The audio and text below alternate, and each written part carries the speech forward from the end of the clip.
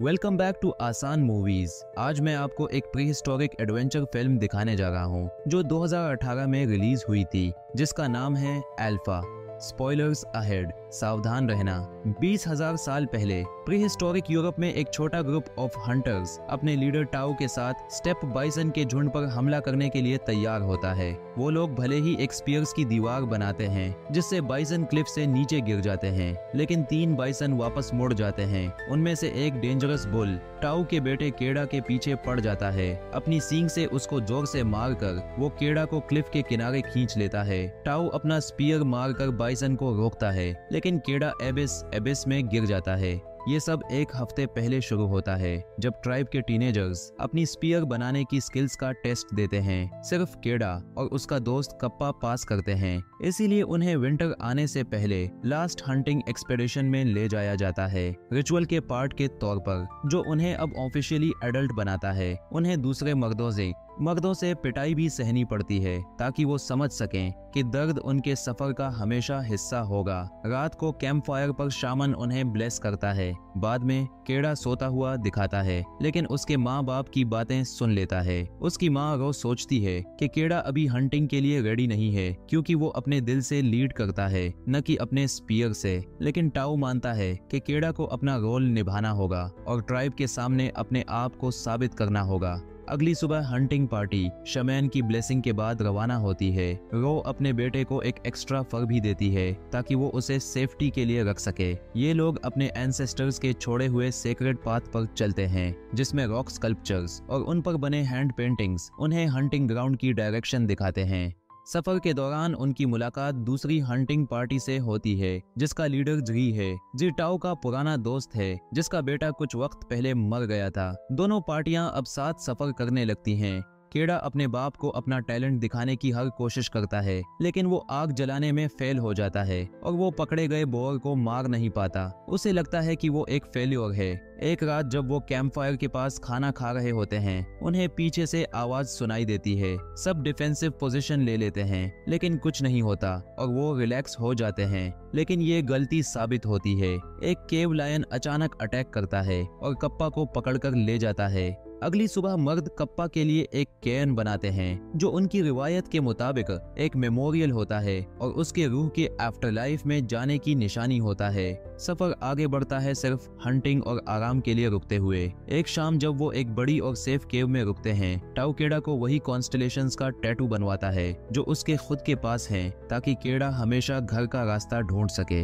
दिन गुजरते हैं और आखिरकार उन्हें बाइसन के निशान मिल जाते हैं, जो उन्हें शुरुआत वाले सीन तक ले आता है। जब केड़ा क्लिफ से गिरता है तो वो एक रफ लेज को पकड़ता है, लेकिन फिसल जाता है और नीचे एक और लेज पर जा गिरता है, जहां उसकी टांग टूट जाती है और वो बेहोश हो जाता है। टाओ उसे बचाने के लिए नीचे चढ़ने की कोशिश करता है, लेकिन दूसरे हंटर्स उसे रोक लेते हैं। टाओ क्लिफ के किनारे बैठकर रोते हुए अपने बेटे की मौत को नहीं मानता। शी की पार्टी अपना हिस्सा लेकर वापस अपने घर चली जाती है और टाओ की पार्टी एक आखिरी रात कैंपिंग करके लीडर को समझाती है कि अब आगे बढ़ने का वक्त आ गया है। अगली सुबह टाओ अपने बेटे के लिए एक और कैर्न बनाता है। उसके आंसू गिरते रहते हैं। कुछ घंटे बाद एक गिद्ध केड़ा पर बैठकर उसे खाना शुरू करने की कोशिश करता है। इससे केड़ा होश में आ जाता है। वो पंछी को मार देता है और अपनी सिचुएशन समझता है। टूटी टांग के साथ केड़ा नीचे उतरने की कोशिश करता है, लेकिन क्लिफ पर पकड़ के लिए जगह नहीं होती और वो लंबे वक्त तक लटका रहता है। तभी तूफान आता है और नीचे की जमीन फ्लड होने लगती है। केड़ा अपना कंट्रोल छोड़ देता है और पानी में गिरकर दोबारा बेहोश हो जाता है। अगली सुबह जब वो होश में आता है तो बारिश रुक गई होती है और फ्लड भी चला गया होता है। वो पानी पीता है, अपनी टांग बांधता है और धीरे धीरे क्लिफ पर वापस चढ़ जाता है, जहां उसे अपने बाप का बनाया हुआ कैर्न मिलता है। लेकिन अकेला छोड़ दिए जाने का गुस्सा उसे किक मारकर तोड़ देता है। अब उसे अकेला अपना घर का रास्ता ढूंढना है।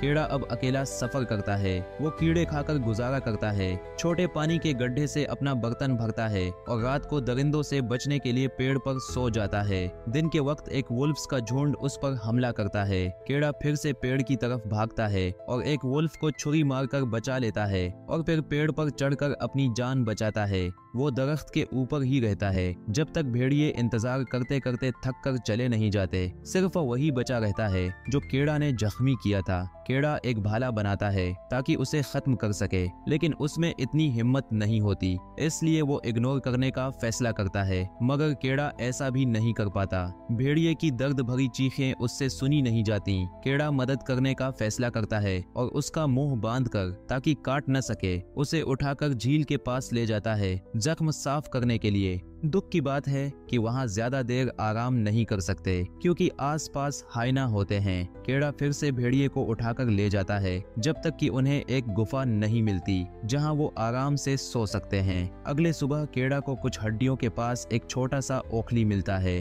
और वो पौधों का लेप बनाता है जो अपने पाँव पर लगाता है। इसी दौरान भेड़िया अपना मुंह आजाद कर लेता है। उसकी तमीज देखकर केड़ा उसे अपना पानी पीने देता है, जो भेड़िया बहुत ग्रोल करने के बाद आखिर मान जाता है। केड़ा उसका जख्म अपनी माँ के दिए हुए फर से साफ करता है और जो कीड़े उसे मिलते हैं वो भी भेड़िए के साथ शेयर करता है। मगर कीड़े दोनों के लिए काफी नहीं होते, इसलिए केड़ा हिम्मत करके पहली बार शिकार करता है। एक खरगोश को पत्थर से मार देता है और आखिर आग जलाकर उसे पका भी लेता है। भेड़िया खरगोश छीनने की कोशिश करता है मगर केड़ा फौरन उसे दूर धकेल देता है। अपने बाप की लीडरशिप वाली बातें याद करते हुए वो अपना राज कायम करता है, पहले खुद और फिर भेड़िए को खिलाकर। चाहे वो कितना भी शेयर करे, भेड़िया अभी भी उसे छूने नहीं देता। सर्दी तेजी से करीब आ रही है और केदा को बर्फ गिरने से पहले घर का रास्ता ढूंढना है। उसे लगता है कि अपने बाप के बिना वो ये सफर नहीं कर पाएगा, लेकिन उसे कोशिश करनी ही होगी। काफी सामान जमा करने के बाद और भेड़िए से फर वापस लेने की कोशिश करते हुए केदा गार छोड़कर चल पड़ता है, परेशान कि भेड़िया उसे छोड़ने को तैयार ही नहीं। आखिर केदा हार मानकर भेड़िए को अपना सफर का साथी बना लेता है और उसे सिखाता है कि उसकी सीटी पर आ जाए। पहले कुछ शिकार की कोशिशें पूरी तरह फेल होती हैं, मगर थोड़ी प्रैक्टिस के बाद दोनों मिलकर अपने शिकार को आसानी से पकड़ने लगते हैं। रात को केदा अपने हाथ के सितारे वाले टैटू से रास्ता कंफर्म करता है और भेड़िया उसके पास सो जाता है। अब उसे छूने भी देता है क्योंकि उसका भरोसा जीत लिया था। एक दोपहर जब वो झील में नहा रहे होते हैं और मछली पकड़ रहे होते हैं, केदा फैसला करता है कि उस भेड़िए का नाम अल्फा रखेगा। सफर इतना लंबा हो जाता है कि सर्दी उन तक पहुंच ही जाती है और बर्फ गिरनी शुरू हो जाती है। एक शाम जब वो आग के पास खाना खा रहे होते हैं, भेड़ियों का एक झुंड आता है जो असल में अल्फा का घराना निकलता है। अपने प्यारों की याद को समझते हुए केदा अल्फा को कह देता है कि अपनी फैमिली के साथ चला जाए। अब वो अकेला सफर जारी रखता है। वक्त गुजरता है और बर्फ के तूफान रोजमर्रा की बात बन जाते हैं। केदा हर दिन मुश्किल से थोड़ा आगे बढ़ पाता है, खास तौर पर जब उसे एक बुरा ख्वाब आता है कि ताऊ घर पहुंचकर रो को बुरी खबर दे रहा है। कुछ दिन और बर्फानी तूफान में चलने के बाद उसे अल्फा और उसका झुंड मिलता है, मगर जैसे ही वो उनकी तरफ भागता है, बर्फ उसके पैरों के नीचे से टूट जाती है और वो बर्फानी पानी में गिर जाता है। जैसे ही उसकी माँ का फर और ज्यादा सामान पानी में बह जाता है, केदा अपने छुरे से बर्फ तोड़ता है और इतना रास्ता बना लेता है कि अल्फा उसे खींचकर बाहर निकाल सके। दोनों दोबारा साथ सफर शुरू करते हैं और उस रात केदा अल्फा को गले लगाकर सोता है ताकि उसके ठंडे जिस्म को थोड़ी गर्मी मिल सके। कुछ और दूर चलने के बाद उन्हें एक ट्रेल मिलती है जो उन्हें एक झोपड़ी तक ले जाती है, लेकिन अफसोस कि वहाँ का मालिक ठंड में जमकर मर चुका होता है। खाना तो नहीं मिलता, मगर केदा एक धनुष और तीर उठा लेता है शिकार के लिए, अल्फा की फिक्र को नजरअंदाज करते हुए, जबकि केदा खांसी के साथ खून उगलता है। कुछ देर बाद दोनों एक मुश्किल में फंस जाते हैं। पीछे से हाइनाज उनका पीछा कर रहे होते हैं और आगे एक खतरनाक तूफान। दोनों दौड़कर एक गुफा में छुप जाते हैं, लेकिन वहां पहले से एक केव लायन होता है जो फौरन उन पर हमला कर देता है। अल्फा उससे पूरी ताकत से लड़ता है, जबकि केदा अपना तीर निशाने पर लगाने के लिए धनुष पर चढ़ाता है। केदा शेर को मार गिराता है और अल्फा की जिंदगी बचा लेता है, लेकिन अल्फा बुरी तरह से जख्मी हो जाता है। बर्फानी तूफान के दरमियान बहुत आहिस्ता चलने के बावजूद उन्हें एक मूर्त मिलती है जो सेक्रेड पाथ का निशान होता है। केदा समझ जाता है कि अब वो अपने गांव के पास हैं। उसकी उम्मीद और मजबूत हो जाती है जब एक रात आसमान में नॉर्दर्न लाइट्स चमकते हैं, जो इस बात का इशारा होते हैं कि उसके आबा ओ अजद उसकी रहनुमाई कर रहे हैं। मगर अल्फा बहुत कमजोर हो चुकी होती है और एक दिन गिर जाती है। केदा अपने दोस्त को पीछे नहीं छोड़ना चाहता, इसलिए वो उसे अपनी गोद में उठाकर चलने लगता है, खुद की कमजोरी और खून की खांसी को नजरअंदाज करते हुए। हालात इतने सख्त हो जाते हैं कि आखिर केदा भी गिर जाता है। फिर उसे एक ख्वाब में अपने माँ बाप की गुफ्तगू याद आती है जो उसने रवानी से पहले सुनी थी। ताऊ ने रो से कहा था कि केदा अंदर से ज्यादा मजबूत है जितना वो खुद समझता है।